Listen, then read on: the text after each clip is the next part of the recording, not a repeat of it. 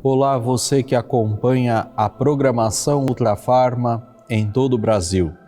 Eu sou o Padre Rubens da Cruz, administrador da Basílica Santuário do Senhor Bom Jesus, na cidade de Iguape, litoral sul do estado de São Paulo. E este é o programa Presença de Deus, levando a você que está em casa uma mensagem, uma palavra de conforto, de esperança e, sobretudo, ajudando você a dar passos concretos para que a presença de Deus em sua vida se torne cada vez mais constante.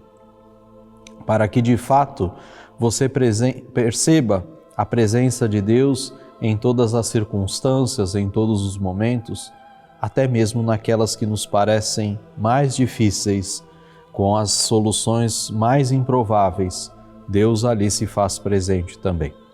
Ao longo deste momento de oração, você pode enviar a sua mensagem, o seu pedido, para o número de WhatsApp que está aparecendo no seu vídeo. É muito importante que, ao enviar a sua mensagem, você se identifique, coloque seu nome completo, sua cidade, seu estado, de tal forma que a gente possa manter uma relação mais próxima com você. Você também pode enviar a sua dúvida de fé e, à medida do possível, nós vamos incluir nos nossos roteiros, nas nossas meditações, uma conversa especial sobre estes temas. Nós estamos tratando, dentro deste cronograma que estamos fazendo, esse percurso que estamos fazendo sobre vida de oração, nós estamos tratando há dois programas, este o terceiro. Você pode acompanhar os demais programas através do meu canal no YouTube, aqueles que você perdeu, Padre Rubens da Cruz, para pegar a sequência deste programa que nós agora realizamos. Nós estamos tratando sobre o sacramento da reconciliação. Hoje vamos fazer um fechamento sobre este sacramento, que é uma forma celebrativa, que é também uma forma de oração que favorece as demais formas de oração.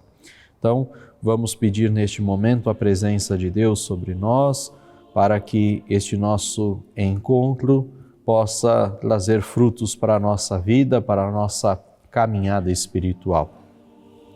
Pelo sinal da Santa Cruz, livrai-nos Deus nosso Senhor dos nossos inimigos, em nome do Pai, do Filho e do Espírito Santo.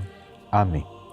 Meu Senhor e meu Deus, eu creio firmemente que estás aqui, que me vês, que me ouves. Adoro-te com profunda reverência. Peço-te perdão dos meus pecados e graça para fazer com fruto este tempo de oração. Minha Mãe Imaculada, São José, meu Pai e Senhor, meu anjo da guarda, intercedei por mim. Dentro deste contexto do sacramento da reconciliação, da confissão, eu quero recordar aqui as palavras que Jesus disse aos apóstolos em sua despedida na última ceia. Ele disse: a minha paz vos deixo, a minha paz vos dou. Nós repetimos esta fala de Jesus em todas as celebrações da Santa Missa. Senhor Jesus Cristo, dissestes aos vossos apóstolos: eu vos deixo a minha paz, eu vos dou a minha paz. Então, Jesus, ele transmite a nós a sua paz. Aliás, Jesus nasceu trazendo paz ao mundo. Nós podemos recordar que os anjos na noite do Natal cantavam glória a Deus nas alturas e paz na terra aos homens de boa vontade. Ou Jesus, quando apareceu ressuscitado aos discípulos, a primeira coisa que ele fez foi conceder o dom da sua paz. A paz esteja convosco. Vai em paz, disse Jesus também à mulher pecadora, depois de perdoar os seus muitos pecados. É evidente que o sacramento da reconciliação é uma fonte inesgotável de paz. Inclusive, esta é a última frase, a última fala do sacerdote ao realizar o sacramento da reconciliação. Na conclusão do rito, a gente vai dizer: vai paz, vai em paz. Então, a paz é fruto para as almas, é um grande fruto do sacramento da confissão para as almas. Porém, para que a gente esteja em paz com a nossa confissão, é preciso que a gente elimine as muitas dúvidas, as muitas confusões que se criam em torno deste sacramento e que muitas vezes são causados por mal entendidos. Na realidade, nos falta muitas vezes a respeito deste sacramento uma boa formação, uma boa orientação moral. Então a gente fica em dúvida sobre algumas situações que giram em torno desse sacramento. Então, a meditação de hoje, a reflexão que fazemos hoje, ela vai girar exatamente em torno desses mal-entendidos, destas dúvidas que nos tiram, digamos assim, a paz ao viver, ao celebrar o sacramento da reconciliação. Então são dúvidas mais comuns, lógico que existem outras, às vezes muito maiores, mas nós vamos falar daquelas que são mais comuns, mais corriqueiras, que mais acontecem. A primeira delas é aquele questionamento que a gente se faz muitas vezes. Será que esse pecado, ele é leve, ele é venial? Será que ele é um pecado grave, mortal? Será que eu fiquei aqui só no campo da tentação? Ou será que eu já caí nesse pecado? A gente se faz esses questionamentos, né? Sobre, então, pecados duvidosos, né? É pecado? Não é pecado? Estou certo? Estou errado? Então, como reagir diante disso? Nada melhor do que uma boa doutrina, do que uma boa formação para esclarecer as nossas consciências, para esclarecer as nossas dúvidas nesse campo. Mas vamos lembrar que a Igreja ensina que para que exista um pecado grave, um pecado mortal, são necessárias 3 condições indispensáveis. Se falhar uma delas, não é pecado grave, não é pecado mortal. Primeira delas, ter matéria grave, ou seja, ser uma situação danosa, muito grave. Em segundo lugar, ter plena consciência daquilo que está acontecendo, tá? Plena advertência. E a terceira é ter consentimento deliberado, ou seja, saber o que está fazendo, ter vontade de fazer aquilo. Então, se acontecerem estes 3 fatos, exatamente ali existe um pecado grave. Então, primeiro, a questão da matéria grave. A gente sabe que é grave ofender seriamente alguém, é grave a gente falar mal do próximo, é grave a gente acusar as pessoas, é grave a gente dizer mentiras, é grave a gente causar danos aos outros, é grave a gente ser injusto, a gente ser corrupto, a gente trapacear, sei lá, nos negócios ou nas questões do dia a dia, enfim. Tudo isso é grave, é um mal grave, é uma matéria de gravidade e por isso nós devemos nos confessar. Você pode consultar sempre o seu confessor, um sacerdote, para verificar se de fato ali se trata de uma matéria grave. A segunda coisa é ter consciência plena daquilo que se faz. A gente não pode pensar, a gente não pode se acusar diante de Deus e se achar um pecador grave se a gente não teve consciência daquilo que estava fazendo. Por exemplo, pessoas às vezes vêm confessar pecados porque elas sonharam com uma determinada situação, com uma determinada coisa, ou simplesmente porque elas tiveram um mau pensamento. Ter um mau pensamento em si, se você espanta esse mau pensamento, se você joga ele para longe, se você o combate, não é um pecado grave. Grave é você ter um mau pensamento e alimentá-lo, e criar asas para aquela situação, ou tentar executá-lo. Isto sim é um pecado grave. Agora, o pensamento é algo que muitas vezes foge do nosso controle, foge da nossa ação.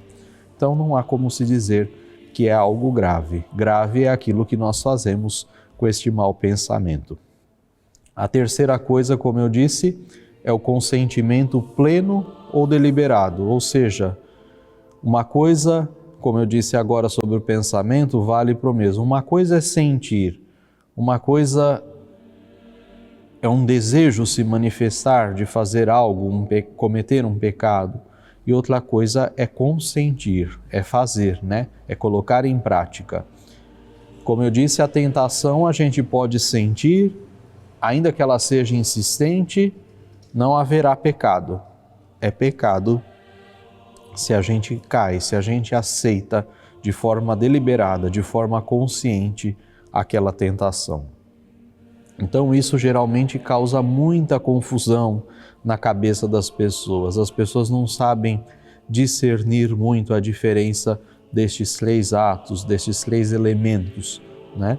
E por isso muitas vezes fazem confissões confusas ou até mesmo têm muitas dúvidas em relação aos seus pecados. Nós também podemos dizer a respeito de confissões que são más ou que são ruins ou que também são duvidosas. Como assim? Há certas confissões que, infelizmente, elas são duvidosas, exatamente porque elas foram mal feitas. Existem confissões que são mal feitas e por isso trazem dúvida sobre a sua validade, sobre a sua legitimidade, sobre de fato ela ter acontecido. Vamos lembrar aqui o que nos ensina a Igreja, que a confissão ela é mal feita quando nós de forma voluntária, por vergonha ou por qualquer outra situação, ocultamos desta confissão, ocultamos do sacerdote um pecado grave que a gente se recorde, um pecado mortal. Ou ainda, nós não temos arrependimento daquele pecado grave. Aquele que oculta por medo, por vergonha, um pecado grave, que oculta do seu confessor uma matéria grave, não alcança o perdão nem daquele pecado e nem dos demais pecados confessados naquela confissão. Então isso é muito sério. Não se deve ocultar, não se deve esconder nada do confessor.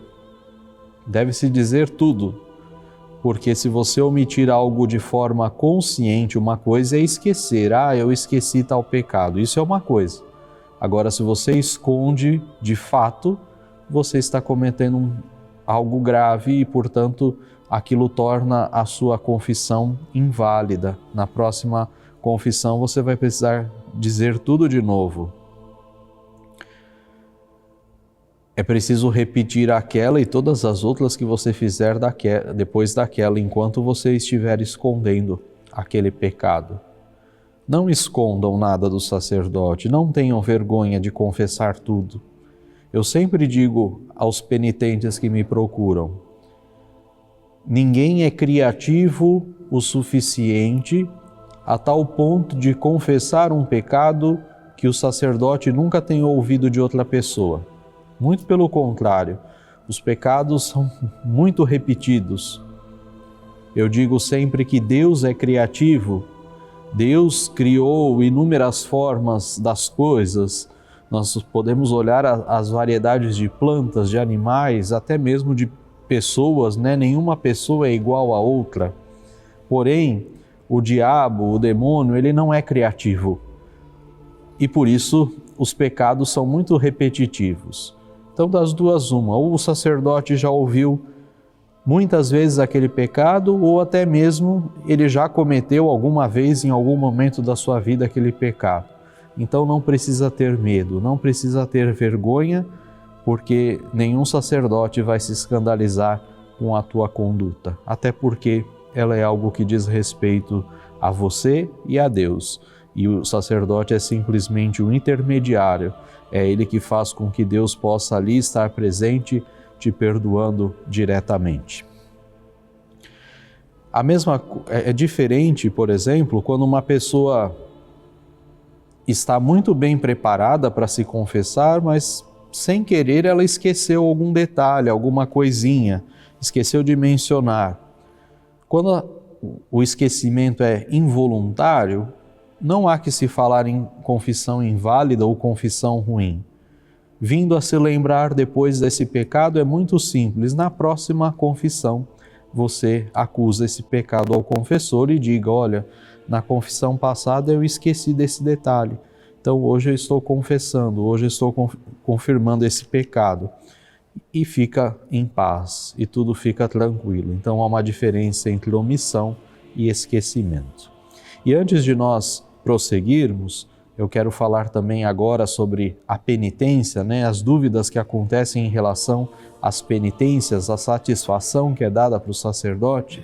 Eu quero lembrar que estamos concluindo o mês de agosto e que amanhã, dia 1º de setembro, é dia do medicamento para os hipertensos e diabéticos mais baratos na Ultrafarma. Você que toma medicamentos de uso contínuo para hipertensão e para diabetes, amanhã, dia 1º de setembro, você encontra os seus medicamentos muito mais baratos na Ultrafarma. É um dia dedicado a você que toma medicamentos de uso contínuo para hipertensão ou diabetes. Então acesse o site amanhã, ultrafarma.com, e você vai comprar os seus medicamentos muito mais baratos. Você vai economizar de verdade.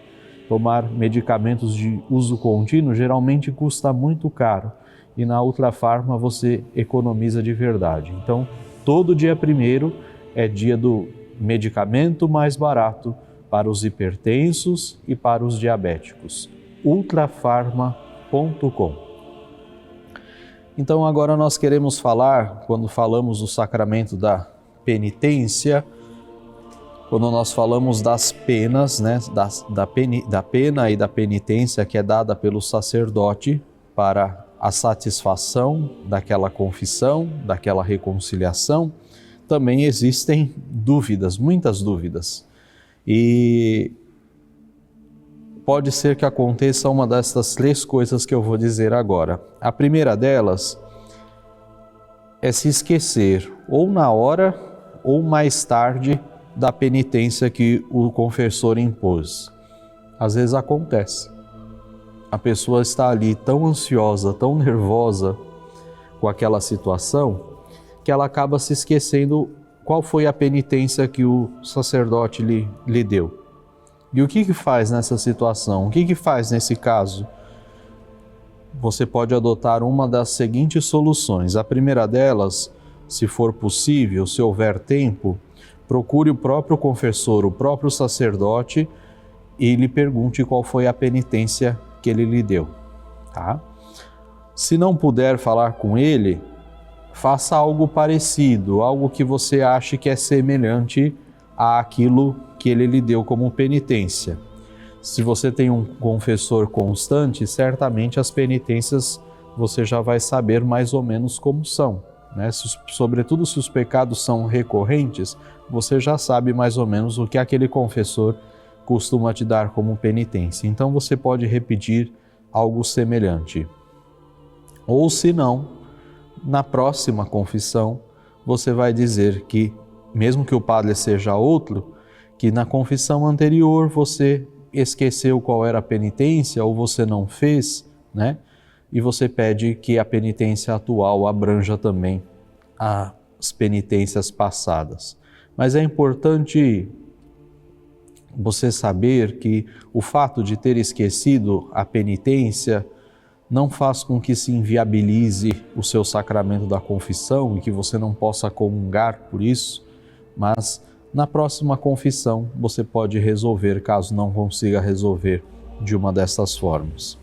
Outro caso, vocês imaginem, o confessor com a maior boa vontade, ele deu para você uma penitência de forma honesta, porém você não pode cumprir essa penitência porque ela vai trazer graves inconvenientes, ou ela vai trazer situações muito piores do que aquelas que foram realizadas pelo pecado.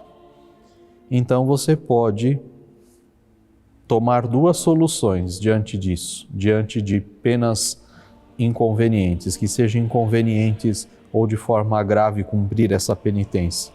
A primeira delas, você vai procurar o confessor e pedir que ele troque a penitência por uma semelhante ou por algo que seja equivalente, mas que seja viável, que seja possível cumprir. A outra é pedir para outra ou para o mesmo confessor fazer a troca, mas você deve explicar quais são os motivos, e esses motivos eles devem ser razoáveis, eles devem ser honestos, eles devem ser verdadeiros, tá? Então é possível você fazer a troca de uma penitência se for inviável, se for impossível o seu cumprimento. Agora, por fim, imagine que você não cumpriu a sua penitência da última confissão porque você esqueceu, tá? E aí você esquece que não cumpriu a penitência e vai à missa e comunga. Uma semana depois você volta à missa e comungou novamente sem cumprir a penitência. Ah, poxa, eu esqueci. Depois você se lembra. Poxa, esqueci, não posso comungar. Não, não é assim. Para a confissão ser válida, e portanto estamos dizendo a confissão como uma condição para se comungar, basta você ter tido um propósito sincero, não revogado, de cumprir a penitência recebida. Você tinha a intenção de fazer e você simplesmente, por alguma questão alheia, alguma questão que fugiu da sua vontade, você esqueceu de fazer.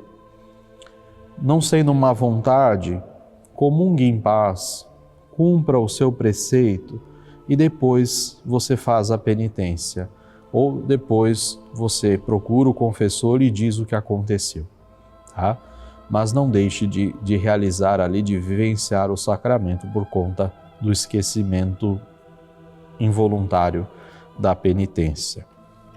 E agora, para concluirmos este tema das confissões, eu quero tratar de um ponto bastante polêmico quando se diz a respeito da confissão. Em alguns lugares, esse ponto é bastante polêmico e bastante comum, que são as chamadas confissões comunitárias. Uma coisa é a confissão que nós chamamos, por exemplo, confissões comunitárias, que acontecem antes da Páscoa, antes do Natal, e que as paróquias se organizam para realizá-la, onde a comunidade é toda convidada a vir participar, e ali naquela determinada igreja se realiza uma celebração penitencial, são feitos cantos, leituras, é até feita uma sugestão de exame de consciência por quem preside aquela celebração, e depois as pessoas vão individualmente procurando os diversos sacerdotes que ali estão e confessam-se de forma individual, né? Confessam, recebem a sua penitência de forma individual. Aí depois que todo mundo terminou de confessar individualmente, se faz uma espécie de oração de ação de graças pelo perdão recebido. Isso é plenamente válido, isso é plenamente louvável. Que bom que nós temos paróquias, que nós temos dioceses que promovem esses meios de confissão antes das festas, antes das solenidades. Isso é plenamente louvável. Isso está aceito, está previsto no sacramentário.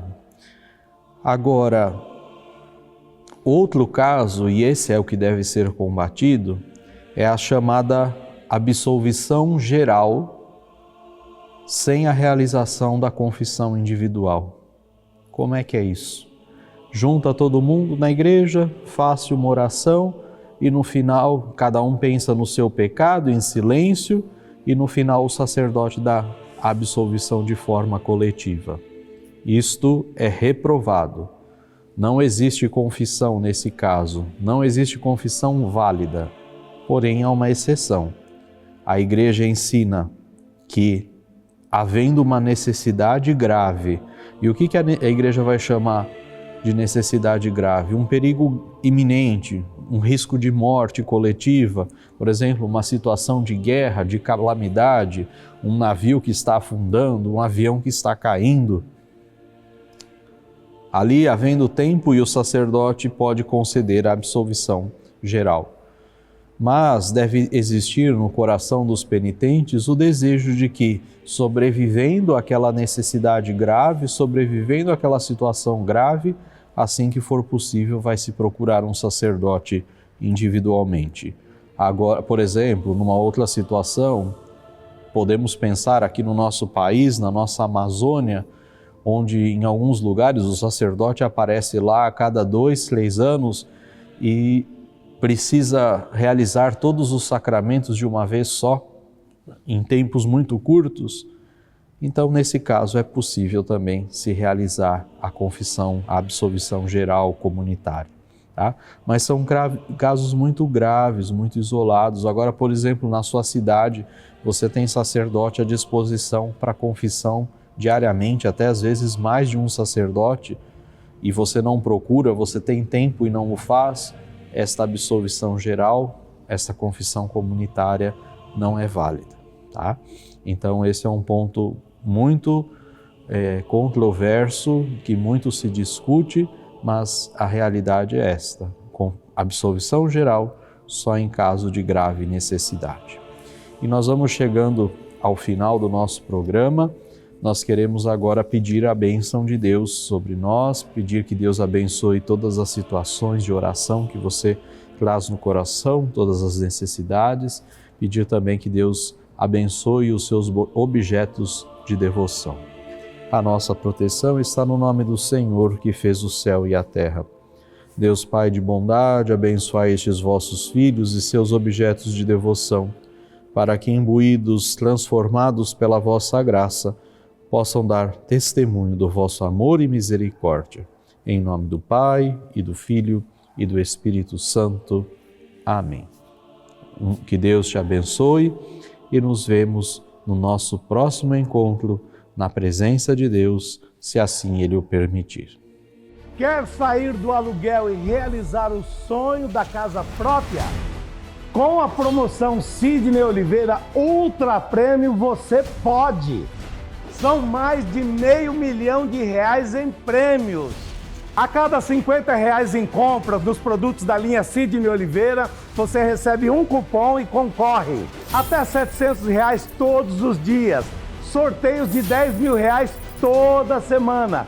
10 prêmios de R$500 todo dia 8, no dia do medicamento barato. E no final da promoção, você ainda concorre a R$150 mil. É a sua chance de realizar todos os seus sonhos com a edição turbinada da promoção Sidney Oliveira Ultra Prêmio.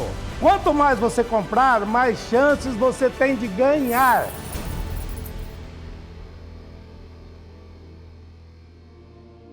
Há 24 anos, a Ultrafarma cuida da sua família, oferecendo sempre o melhor preço e a maior variedade de produtos.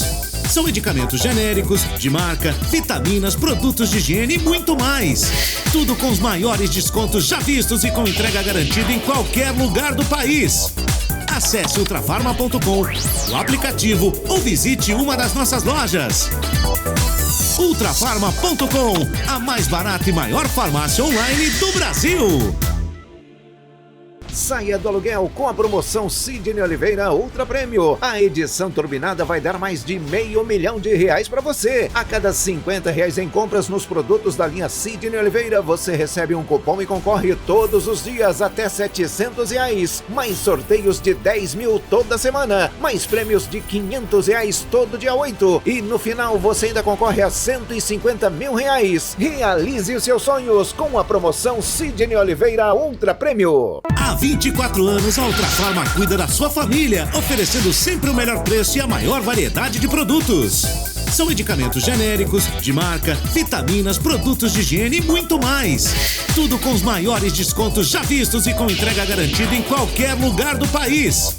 Acesse ultrafarma.com, o aplicativo ou visite uma das nossas lojas. Ultrafarma.com, a mais barata e maior farmácia online do Brasil.